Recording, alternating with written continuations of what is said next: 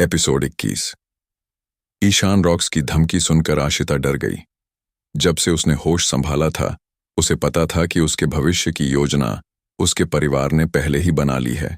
उसके परिवार की नज़रों में उसे बस एक आज्ञाकारी लड़की बनकर रहना था, जो परिवार के इशारों पर कठपुतली की तरह नाचती रहे। लेकिन उसके दिल में वो हमेशा से एक आज़ाद जिंदगी जीना चाहती थी। वो उस रास्ते पर नहीं चलना चाहती थी जो उसके लिए तय किया गया था। जब उसने हाई स्कूल में कदम रखा तो उसकी ये भावना और भी मजबूत हो गई। उसे ऐसे भविष्य से बेहतर एक रोमांचक हाई स्कूल लाइफ चाहिए थी। यही वजह थी कि उसने अपनी दिलचस्पी से फूड डिपार्टमेंट को फिर से शुरू किया।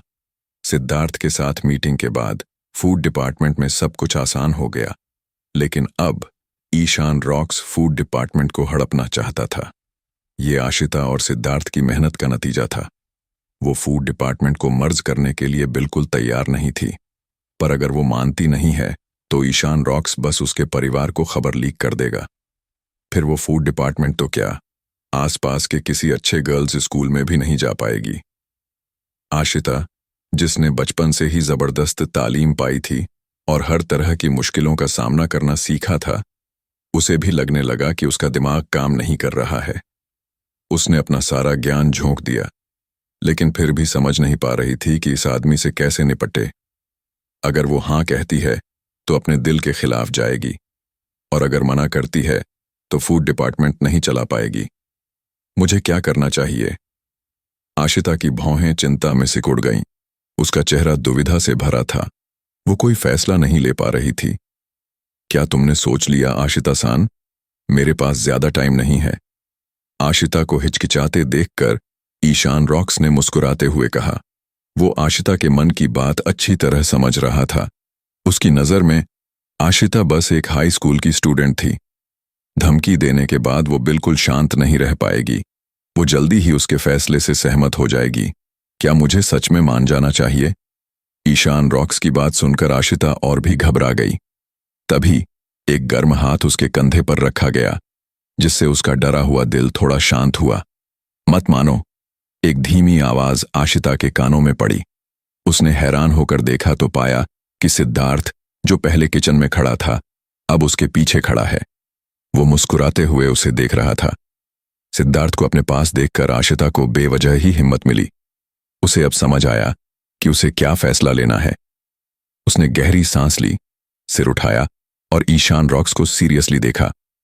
मुझे माफ करना मिस्टर ईशान, मैं आपकी बात नहीं मान सकती। ईशान रॉक्स, जिसने फूड डिपार्टमेंट को बंद करवाने की कसम खाई थी, आशिता का जवाब सुनकर चौंक गया। फिर उसका चेहरा गुस्से से लाल हो गया। वो कुर्सी से उठ खड़ा हुआ और ठंडी हंसी हंसते हुए बोला, आशिता सान, क्या तुम जानती हो तुम क्या कह रही हो? तुम्हें डर नहीं है कि तुम्हारे परिवार को पता चल जाएगा? अगर मेरे परिवार को पता चल भी जाता है, अगर मुझे स्कूल बदलने पर मजबूर भी किया जाता है, तो भी मैं फूड डिपार्टमेंट को बचाऊंगी, क्योंकि ये फूड डिपार्टमेंट सिर्फ मेरी नहीं, बल्कि मेरी और सिद्धार्थ की मेहनत से बना है। मैं किसी भी कीमत पर उस फूड डिपार्टमेंट को बर्बाद नहीं होने दूंगी जिसे हमने मिलकर बनाया है। आशिता की आंखें ठंडी थीं और वो ईशान रॉक्स को घूर रही थी। उसका मासूम सा चेहरा गुस्से से तमतमा रहा था। हालांकि वो अभी भी एक नाजुक सी लड़की लग रही थी, लेकिन उसके अंदर से एक जबरदस्त ताकत निकल रही थी। उसकी पावरफुल एनर्जी से लोगों को घुटन महसूस हो रही थी। क्या ये आशिता परिवार की बेटी की ताकत है? सिद्धार्थ थोड़ा हैरान था। उसने फूड डिपार्टमेंट में घुसते ही ईशान रॉक्स को देख लिया था। जब उसने ईशान रॉक्स की बदतमीजी सुनी तो सिद्धार्थ को बहुत गुस्सा आया। उसने सोचा था कि आशिता हमेशा शांत रहती है, वो बस थोड़ा आगे बढ़कर उसे हौसला देगा। उसे उम्मीद नहीं थी कि मुश्किलों का सामना करते हुए वो इतनी जबरदस्त ताकत से बाहर आएगी। तुम? ईशान रॉक्स आशिता की एनर्जी से इतना डर गया था कि वो सांस भी नहीं ले पा रहा था। वो हकलाने लगा और कुछ देर तक बोल नहीं पाया। उसका चेहरा लाल और सफेद हो रहा था और वो बहुत बुरा लग रहा था। ठीक है, तो हम देखेंगे। कुछ देर घूरने के बाद ईशान रॉक्स ने आखिरकार ये कहा। उसने सोचा था कि वो अपनी चालाकी से आशिता को डरा धमकाकर कंट्रोल कर लेगा, लेकिन उसे उम्मीद नहीं थी कि आशिता इतनी ताकतवर होगी। गुस्से में उसने अपने दांत पीस लिए और ये कहा, किसी भी हालत में जब तक फूड डिपार्टमेंट चलता रहेगा उसका रेस्टोरेंट नॉर्मल रहेगा। आशिता का रंग उड़ गया पर उसने अपने हाथ बांध लिए और पीछे हटने का कोई इरादा नहीं दिखाया। ईशान रॉक्स की बातों से सिद्धार्थ भी थोड़ा हैरान हुआ। उसे उम्मीद नहीं थी कि आशिता इतनी परेशानी में होगी। वो इतने समय से चुपचाप फूड डिपार्टमेंट चला रही थी। सिद्धार्थ नहीं चाहता था कि इतनी मेहनती लड़की फूड डिपार्टमेंट छोड़ दे। उसने जल्दी से ईशान रॉक्स को रोका, जो फूड डिपार्टमेंट से जा रहा था। रुको, क्या तुम आखिरकार समझौता करना चाहते हो? पीछे से आवाज सुनकर ईशान रॉक्स के दिल में लालच आ गया। वो मुड़ा और सिद्धार्थ को देखा। वो खुद लड़ाई नहीं चाहता था। आखिरकार अगर आशिता चली भी जाती है और सिद्धार्थ फूड डिपार्टमेंट का मेन शेफ बन जाता है तो भी फूड डिपार्टमेंट चल सकता था। उनका पहला लक्ष्य अभी भी फूड डिपार्टमेंट और रेस्टोरेंट को मर्ज करना था। इससे रेस्टोरेंट के स्टाफ की कमी भी दूर हो जाएगी और मुनाफा भी होगा। ये दोनों तरफ से फायदे का सौदा था। अंकल, क्या आपने कहा नहीं था कि आप फूड डिपार्टमेंट को मर्ज करना चाहते हैं? अगर हम लड़ते हैं तो हम में से किसी को भी कोई फायदा नहीं होगा। मुझे बताएं, मैं क्या कर सकता हूं? अंकल, ईशान रॉक्स की आंखें फटी की फटी रह गईं, लेकिन सिद्धार्थ का बचकाना चेहरा और उसके कहे शब्द सुनकर उसे लगा कि शायद सिद्धार्थ उससे समझौता करना चाहता है। वो बस सिद्धार्थ के अंकल को बर्दाश्त कर सकता था। क्या तुम फूड डिपार्टमेंट चलाना चाहते हो? ऐसा नहीं हो सकता, क्योंकि तुम भी एक शेफ हो, इसलिए तुम्हें शेफ बनना होगा। चलो एक मुकाबला करते हैं। मैं नियम बनाऊंगा। अगर तुम जीत जाते हो तो मैं तुम्हें फूड डिपार्टमेंट चलाने दूंगा। कैसा रहेगा? हालांकि ईशान रॉक्स सिद्धार्थ के खाने के बारे में ज्यादा नहीं सोचता था, लेकिन वो इतना भी बेवकूफ नहीं था कि यांगचुन और गोल्डन फ्राइड राइस जैसे फूड डिश के साथ मुकाबला कर सके।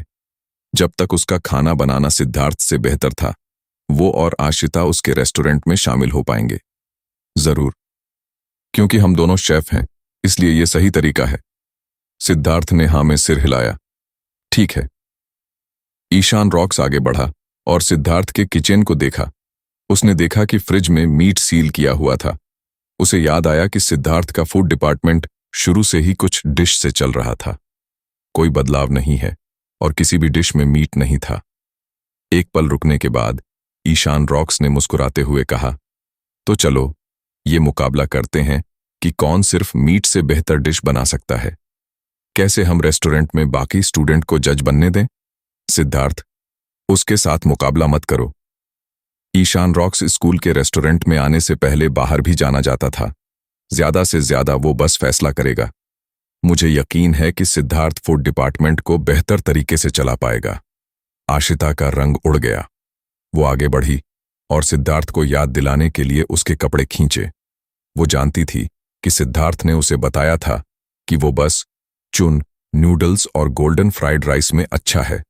ये डिश सीमित है। सिद्धार्थ का खाना बनाने का हुनर बस उसके बराबर है।